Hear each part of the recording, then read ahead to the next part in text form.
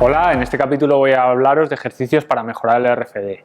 En cualquier ejercicio o en cualquier movimiento en el que se nos exija que tenemos que coger el siguiente agarre con cierta velocidad y hacer la fuerza con cierta rapidez, vamos a estar estimulando el RFD. Por eso, en cualquier movimiento de naturaleza dinámica en la que el centro de masas no esté estable en el momento en que tenemos la mano en el aire, vamos a estar estimulándolo de alguna manera.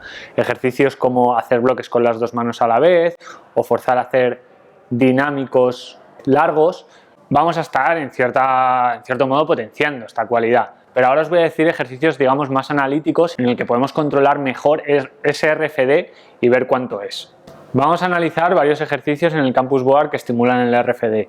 Pero antes de entrar en cada uno de esos ejercicios, quiero aclarar una cosa: el RFD es relativo a un porcentaje de fuerza que nos exija ese ejercicio o ese movimiento. Es decir, si quedarnos de un agarre nos exige el 50% de nuestra fuerza máxima, vamos a estar estimulando ese RFD en esa franja del 0% de nuestra fuerza al 50% de nuestra fuerza. ¿Vale? Eso es un concepto importante, que es relativo a un porcentaje de nuestra de nuestra fuerza isométrica máxima. Los ejercicios que os quiero presentar son el primero, el AJD, que es la bajada de dos manos en el Campus Board. ¿Qué ocurre en el AJD?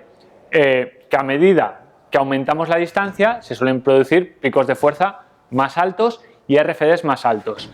Se puede llegar a estimular un RFD muy alto, pero también hay que tener en cuenta que ese RFD puede que sea relativo a un porcentaje inferior al 100% de nuestra fuerza máxima.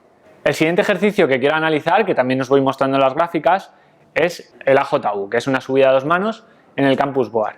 Los RFDs más altos que he calculado, los he calculado en este ejercicio, ¿vale? Que he llegado a calcular RFDs de en torno a 700 kilos por segundo, ¿vale? Que son muy altos. También hay que tener en cuenta que es con las dos manos, ¿vale? Que no es lo mismo con una mano que con dos. ¿Por qué hay estos RFDs tan altos? Porque en el momento en que contactamos no podemos amortiguar y, digamos, atenuar ese RFD, y por lo que os comentaba antes, porque a lo mejor el pico de fuerza que supone la recepción en el listón de arriba es un porcentaje de la fuerza máxima lejano del 100%.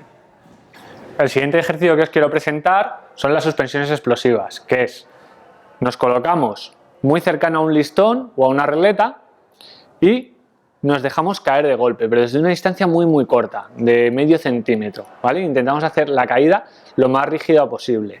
Lo podemos hacer tanto a dos manos como a una mano. Cuando lo hacemos a una mano, en un listón por ejemplo de 15 milímetros, que es donde yo lo suelo realizar, en definitiva es el test que yo uso para calcular el RFD. No se producen los RFDs más altos, como podéis ver en las gráficas que os muestro, pero sin embargo sí que garantizamos que ese RFD sea relativo al 100% de la fuerza máxima.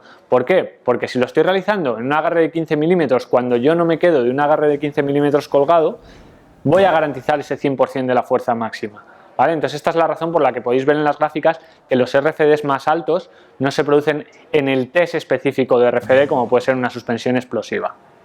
A modo de síntesis os quiero decir que todos estos ejercicios es muy importante que tengamos en cuenta a qué porcentaje de la fuerza máxima estamos trabajando, ¿vale? Para poder entender por qué se producen RFDs más altos o más bajos. Si nos interesa trabajar el primer tramo del RFD, por ejemplo desde el 0% al 60% de la fuerza máxima, no necesitaremos garantizar que lo que nos cueste quedarnos en ese listón sea un porcentaje muy alto de nuestra fuerza máxima, pero sin embargo si queremos garantizar estimular ese RFD desde el 0% de la fuerza hasta el 100% de nuestra fuerza máxima, deberemos garantizar que es un agarre que puede suponer el 100% de esa fuerza máxima isométrica.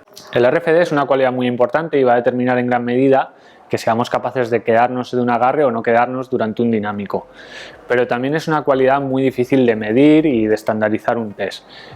Y luego además, no os penséis tampoco que si no nos quedamos en un dinámico de un agarre, ha sido únicamente porque nos falte RFD. Influye muchísimo la ejecución técnica, que de esto os hablaré en los siguientes episodios. Cómo gestionamos nuestro centro de masas para producir picos mayores o menores cuando contactemos con el agarre. Espero que os haya sido útil y que no os perdáis el próximo episodio.